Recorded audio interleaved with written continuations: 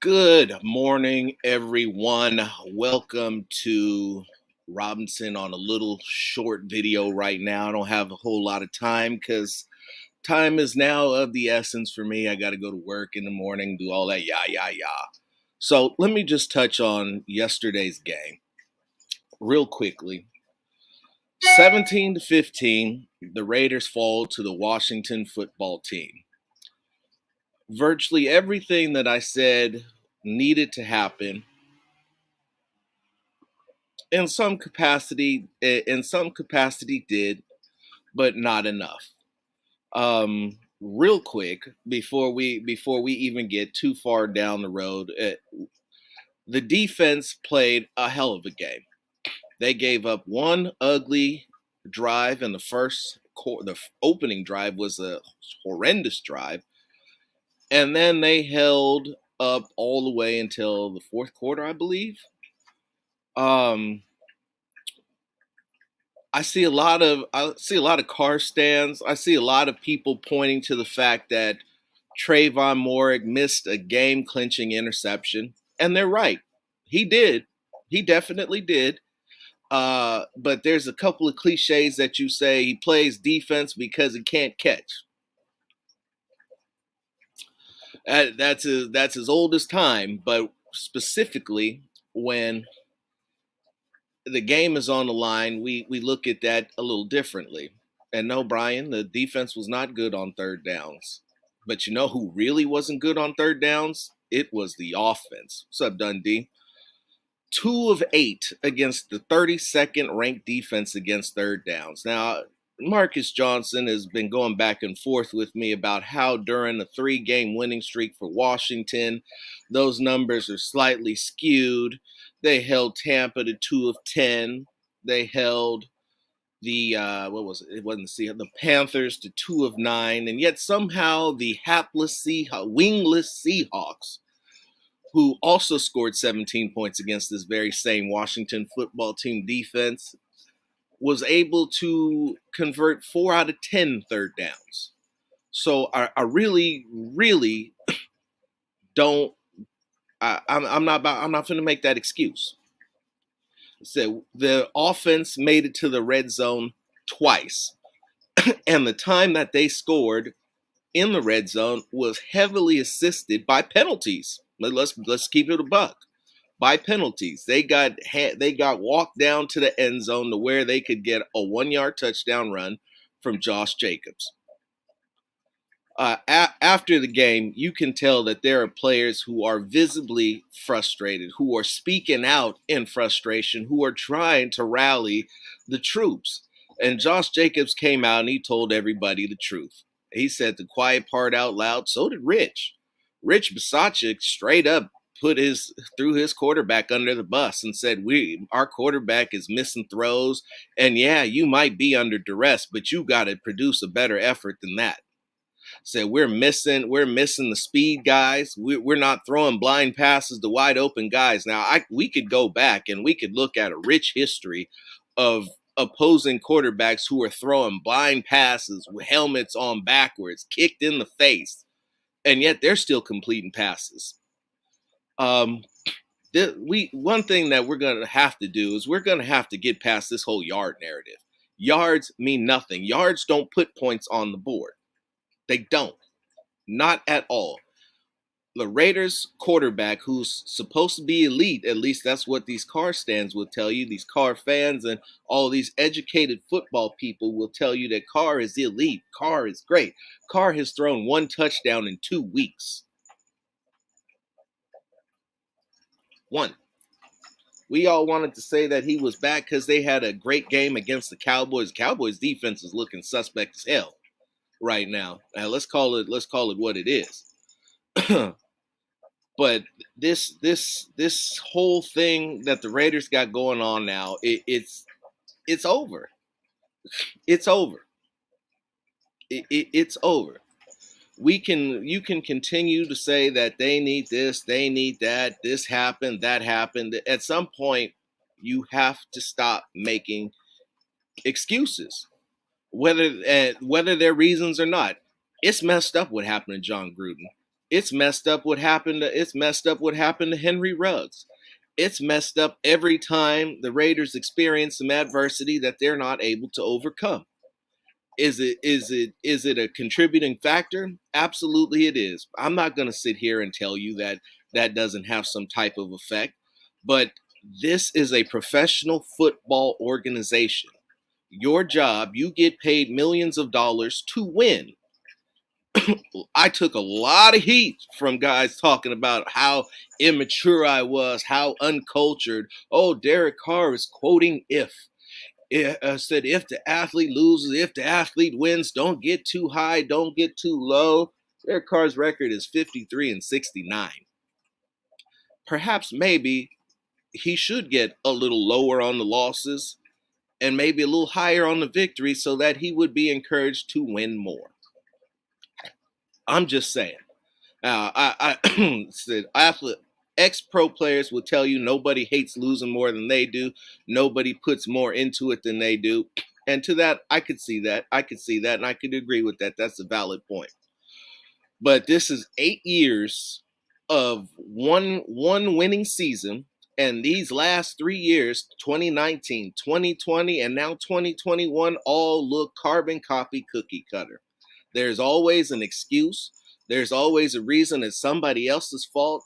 And more to the point, it seems that we're always blaming a rookie for this team's problems. The rookie didn't make the interception, so they lost the game. The rookie's not running the right route, so we can't get him the ball right.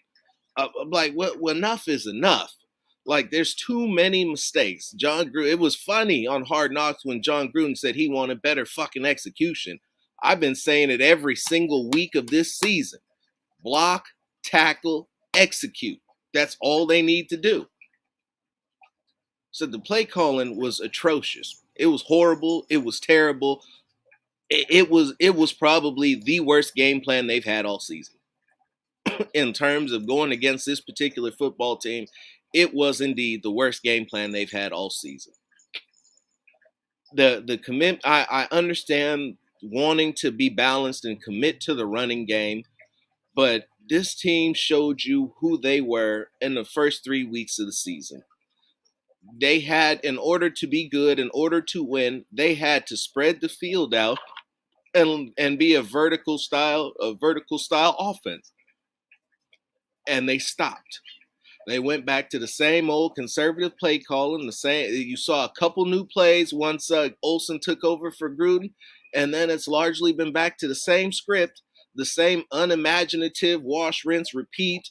Second downs offense is tipping the scales of where they're going, what they're doing, and voila, you have another loss in which the offense failed to put up 20 points, which they've now done 6 out of the last 9 times. 4 out of the 6 victories were overtime victories. What the fuck is going on? Okay? No sense of, your running back is coming out saying there's no sense of urgency. Guys are not in the proper mindset. That is the story of this football team. Nobody's ever in the proper mindset.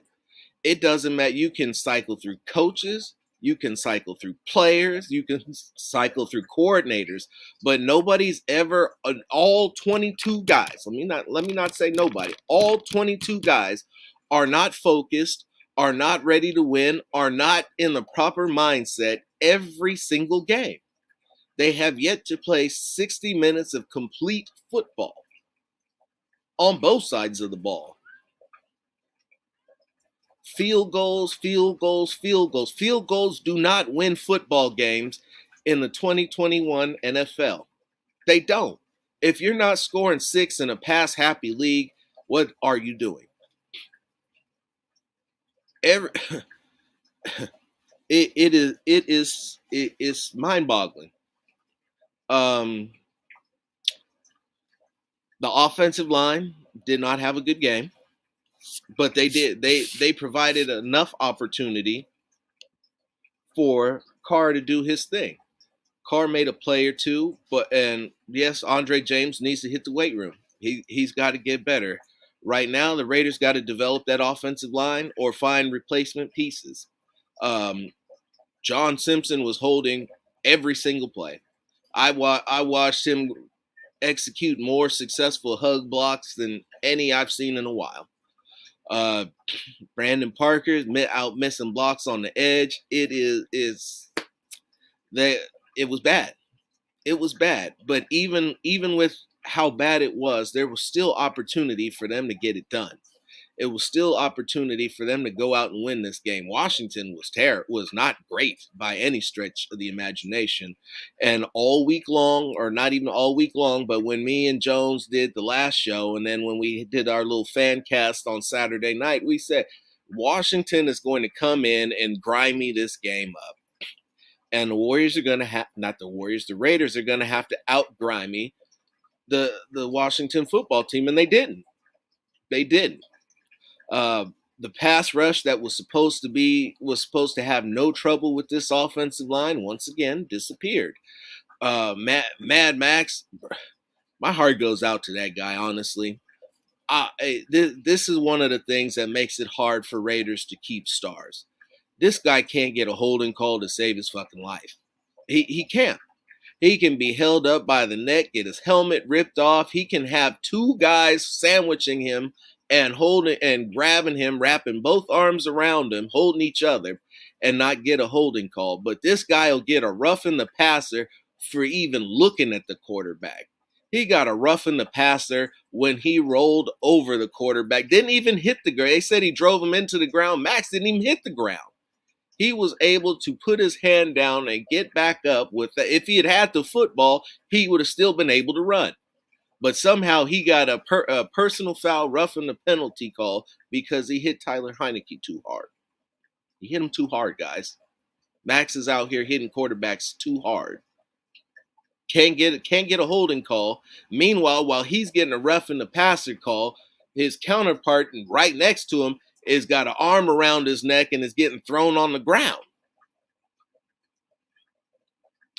What do you do? What do you do?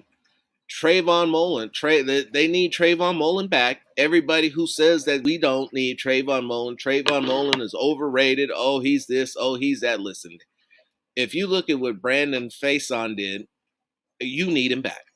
Brandon Faison is good in zone. Is looks to be a great zone corner. Man to man, I see why he was on the practice squad. It hasn't happened for him. The underneath coverage of this defense continues to be a problem. And now that Denzel Perryman is hurt, and we don't know for how long, because honestly, I almost didn't recognize that he was down. Well, he was hurt and not playing. You now have you now have an issue with tackling and run defense. Divine Diablo got some burn. He doesn't cover tight ends well as a linebacker, especially as a middle linebacker. And I see that it looks like they're attempting to emulate what they're doing in Arizona, where they got a lot of big, fast, strong safeties as linebackers. But we need some guys who are actual linebackers, who don't sit and wait for the play to come to them, for the running backs to come to them. They go get the running back. Kuntz got some burn. He got a sack, a half a sack with actually Cleve Farrell. Now, we talk a lot of crap about Cleve Farrell, but Cleve Farrell was hooking the ankle when Kuntz was getting the other half of Heinicke for that sack. Nobody's going to give him credit for that, but I will. But Kuntz is too light, too small for the run game. He just is. He just is. But I don't want to. I try not to be a downer, but we could look at all the permutations for playoffs. But I said it before: the Raiders need to take care of their own business. If these Raiders go out and beat the Chiefs this week in Arrowhead in December in the cold, I will be absolutely flabbergasted, just shocked, awed, just like mouth open, just like wow. And I still won't believe that they're playoff bound, because the inconsistency of this football team is the only constant. The only constant, along with the losing. Whenever they need to get something done, they just don't do it. You can say, you can point at every single reason, and there's plenty of them. Defense didn't play well this game. Offense didn't play well this game. Receivers didn't catch. Guys didn't get open. Once again, your quarterback didn't see an open guy that he liked throwing the football to. Djax was open. Zay Jones was open. Bryan Edwards is open. We've talked about, the lack of separation. Bryan Edwards is only getting 5.5 feet of separation on his routes.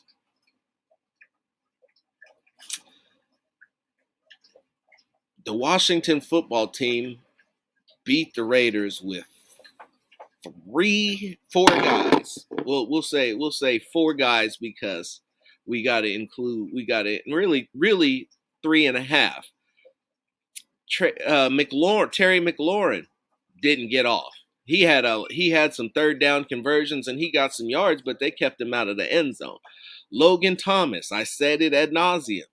They got to watch out for him. He killed him. Logan Thomas killed him. Ate him up, beat him. Antonio Gibson ran at will.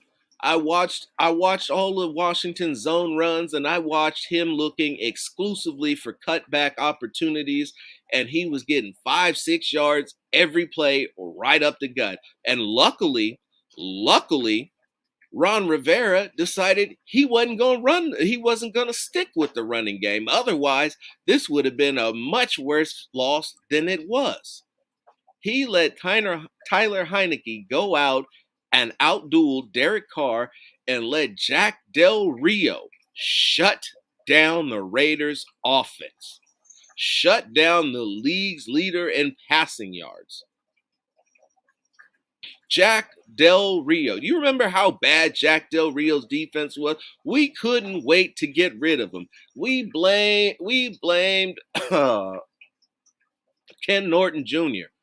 He left. The defense didn't get any better. So Jack left. And then he went to Washington. And now Washington has beaten Tampa. Now Washington has beaten the Raiders. And what do we have? We got more dysfunction, more lack of communication, more offensive inefficiencies, more of our quarterback talking about how you can blame him, more of the excuse making. We've been on no excuses for the last 2 years, guys. This is coming from the coach, the general manager, the quarterback, the players, and yet here we stand on another Monday morning after a game, all talking about how the Raiders lost and how it was because this, that, and a third. Playoffs. Playoffs is what they told us, what they promised us at the beginning of the year. Playoffs is not what you're going to see. Even if they were to win the rest of their games, I would change my mind, but I don't see them. I have a hard time seeing that happen. It's just off base what you've seen. It's bad. It's bad. Hard pass. Have you seen what Clemson's been doing this year? Clemson is not. They didn't even play for the ACC championship. Forget not the national championship. They didn't even win the conference this year. Is Dabo a good HC? That's a hard pass, homie.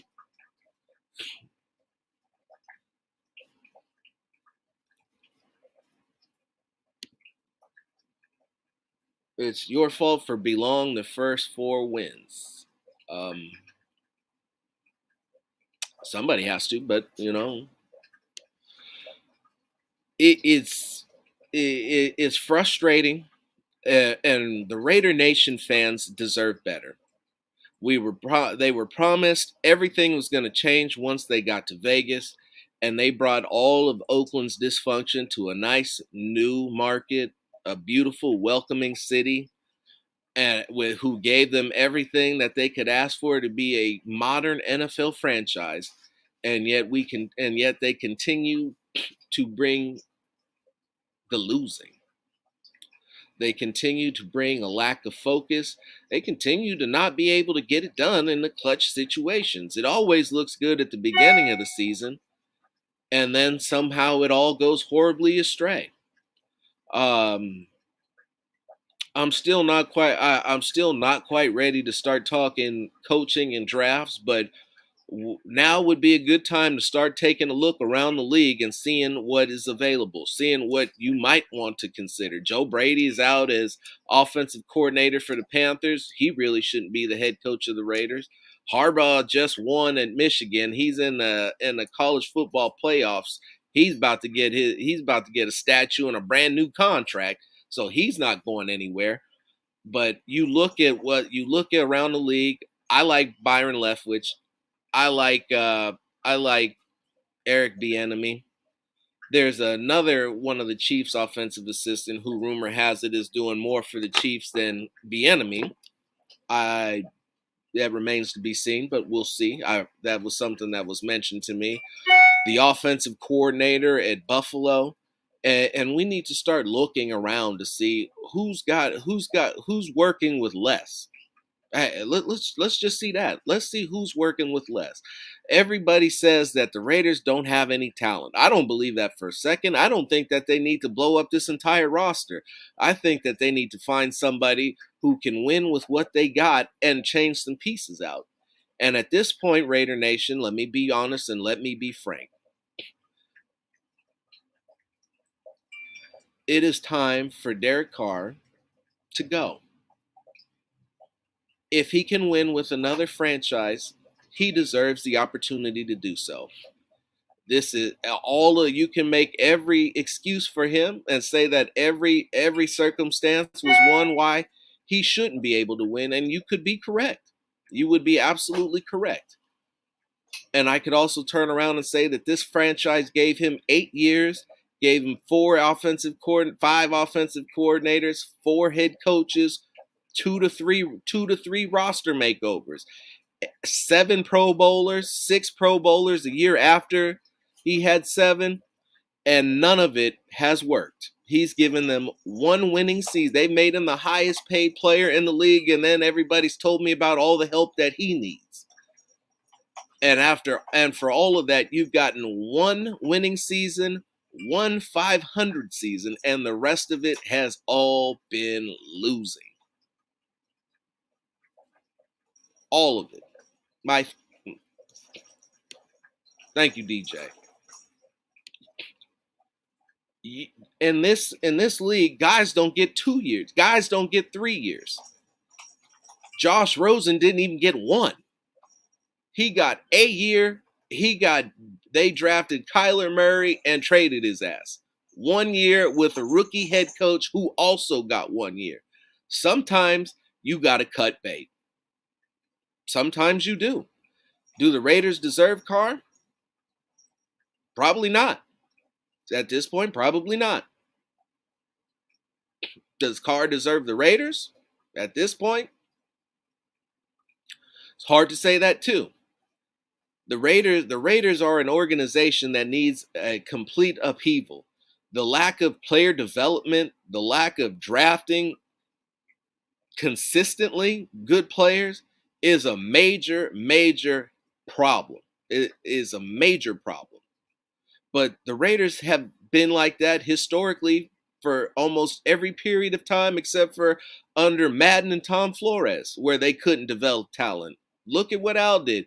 He grabbed everybody's cast-offs and leftovers and put them together and formed a winner. That was the Raider way. The Raiders need to change that Raider way because that Raider way is not working, has not worked, and is not going to work in the foreseeable future. They have to be able to do something better with their draft picks than what they're doing. If they're going to continue to draft that poorly, they need to start trading those picks for proven players that work in a system and quit trying to square peg a round hole. I see 34 people in here. Please like and subscribe. I love you all. Thank you. Good morning. Don't let this team get you down. We will drop a full episode of Unfiltered Truth later on this week. I got a jam. I'll holler at y'all. We out.